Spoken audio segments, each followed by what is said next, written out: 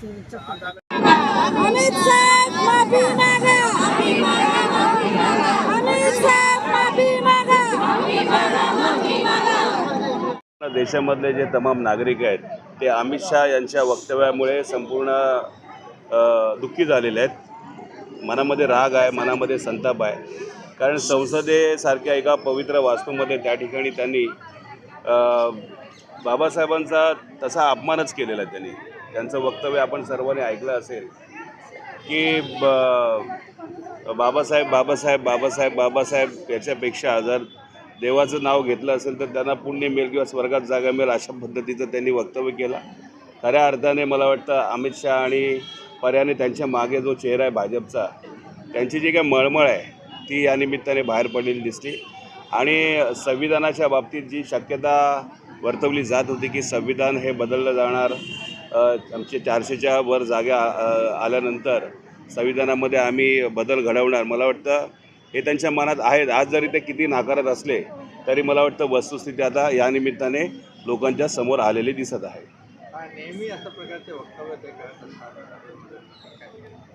बघा, आपण महाराष्ट्राच्या पुरतं जर बोलाल तर महाराष्ट्राच्या बद्दलचा आकाश जो आहे तो नेहमीच या भारतीय जनता पार्टीच्या मनामध्ये पर्यायाने मुंबईच्या बद्दल आपण म्हणाल तर मुंबई ही देशाची आर्थिक राजधानी असल्यामुळे आणि त्यावेळेला मुंबई ही गुजरातला जोडली जावी अशी गुजराती त्या ठिकाणी म्हणजे आता मी कुणावर असं थेट आरोप करत नाही, परंतु अनेक व्यापाऱ्यांना असं वाटत होतं की गुजरातमध्येच मुंबई असावी।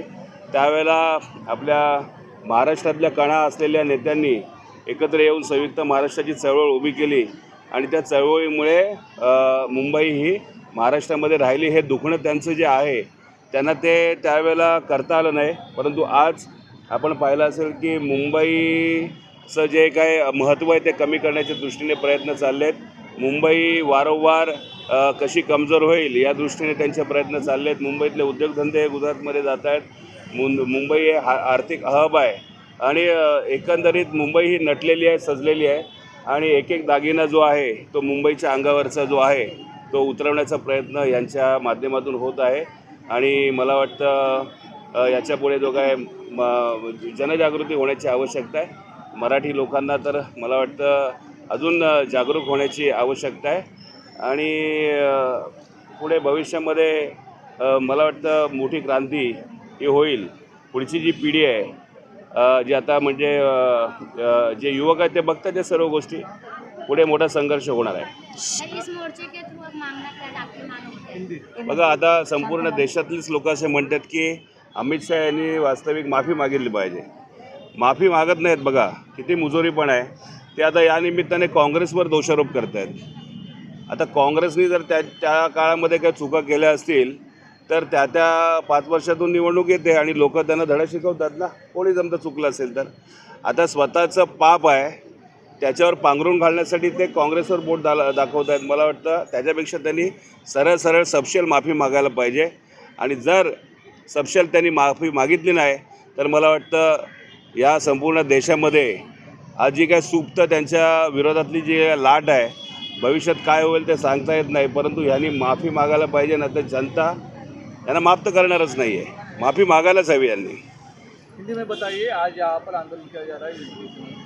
बघा, आज आम्ही इथे एक 10 मिनटं सर्व जे आम्ही शिवसैनिक आहोत, भीमसैनिक आहोत, हम सब जो यहाँ के जो भारतीय नागरिक है, हमारे शिवसेना के ओरिजिनल शिवसेना के पूरे पदाधिकारी और डॉक्टर भीमराव अंबेडकर जो हमारे भारत रत्न है उनका अपमान हुआ है, इसलिए सब भीम सैनिक यहाँ पे आए हुए हैं। और हम मांग करते हैं कि अमित शाह जी ने जो संसद में जो अपमान हुआ है बाबा साहेब अंबेडकर जी का, तो हिंदुस्तान ये सहन नहीं करेगा।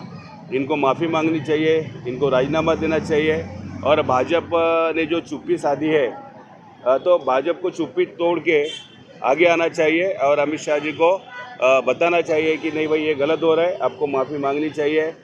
और भाजपा का जो ढोंग है, हम बोलते हैं ना बुरखा, वो बुरखा भी फट गया है, क्योंकि भाजपा की जो असलियत है ये अमित शाह की जुबान से बाहर आई है।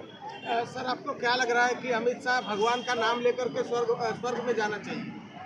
देखिए, स्वर्ग और नरक किसी ने देखा नहीं है, और स्वर्ग होता है या नरक होता है, लेकिन जो जो भारत में जो हमारे पीड़ित लोग हैं, जो दलित लोग हैं, इन्होंने यानी जीते जागते इनको नरक इन्होंने देखा है।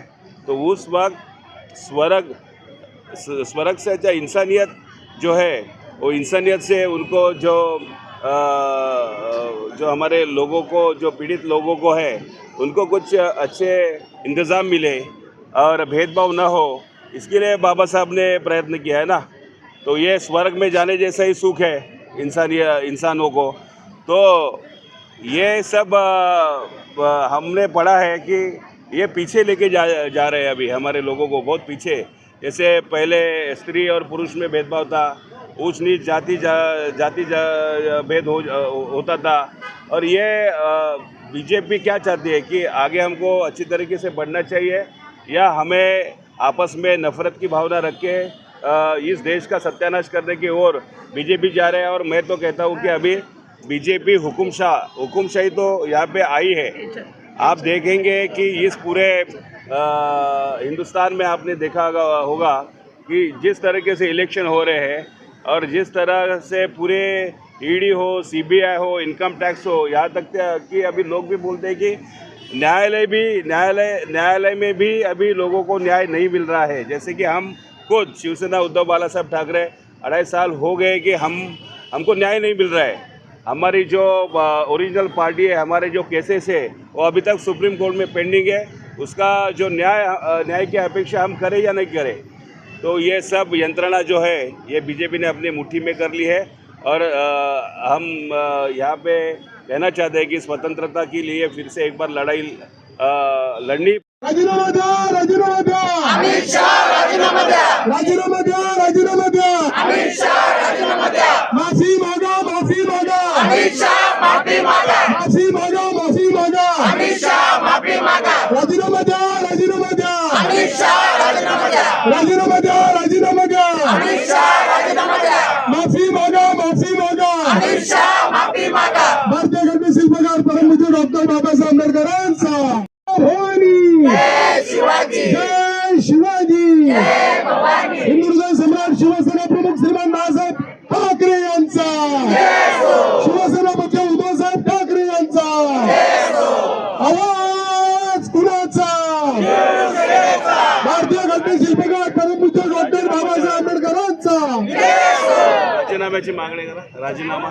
या ठिकाणी नाही, जय भवानी, जय शिवाजी, शिल्पकार डॉक्टर बाबासाहेब आंबेडकरांचा, अमित शाह राजीनामा द्या, राजीनामा द्या, राजीनामा द्या, राजीनामा द्या।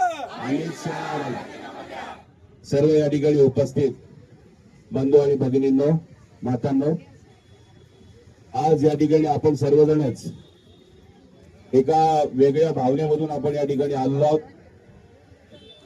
आपल्या सर्वांच्या डोक्यामध्ये संताप आहे, मनामध्ये राग आहे, चीड आहे, आपल्याला व्यक्त करायचं आहे, परंतु आपण कशा पद्धतीने करायचं? तर आज परमपूज्य डॉक्टर बाबासाहेब आंबेडकर यांनी जो मार्ग आखून दिलाय, त्यानुसारच आपण या ठिकाणी सर्वजण जमलेलो आहोत। सकाळी सायंकोळीवाडा विधानसभा क्षेत्रामध्ये तीव्र आंदोलन आपल्या शिवसैनिकांनी केलं, त्याच्यामध्ये भीमसैनिक सुद्धा सामील झाले होते। आज या ठिकाणी आपण या पवित्र ठिकाणी आपण जमा झालेलो आहोत। एक काही वेळ आपण मौनच आपण धारण केलं होतं, त्यांचा निषेध करण्यासाठी आपण या ठिकाणी बसलो होतो। पण एक लक्षात ठेवा, या ठिकाणी आपण आज जरी शांतपणे बसलो असलो तरी येत्या काही दिवसांमध्ये या अमित शहानी, गृहमंत्र्यांनी जर राजीनामा दिला नाही तर आपल्याला रस्त्यावर हे उतरावंच लागेल। कारण असं, मी सकाळी पण बोललो की देश हा हुकुमशाहीकडे चालला आहे असं मी म्हणत नाही, तर खरोखर हुकुमशाही ही आलेलीच आहे, फक्त अधिकृतरित्या त्याची घोषणा झालेली नाहीये। आपण पाहिलं की आपण या महाराष्ट्रामध्ये ज्या विधानसभेच्या निवडणुका झाल्यानंतर, मुळामध्ये मी सकाळी सुद्धा सांगितलं की या विधानसभाच्या ज्या निवडणुका आहेत त्याच मुळात बेकायदेशीर आहेत। कारण पात्रता अपात्रतेचा आमदारांचा जो विषय आहे, तो विषय सुप्रीम कोर्टामध्ये पेंडिंग असताना सुद्धा पुन्हा आपलं शिवसेना आणि धनुष्यबाण हा विषय सुद्धा कोर्टामध्ये असताना निवडणुका झाल्या आणि निकाल न लागता ईव्हीएमच्या माध्यमातून संपूर्ण केंद्रीय यंत्रणा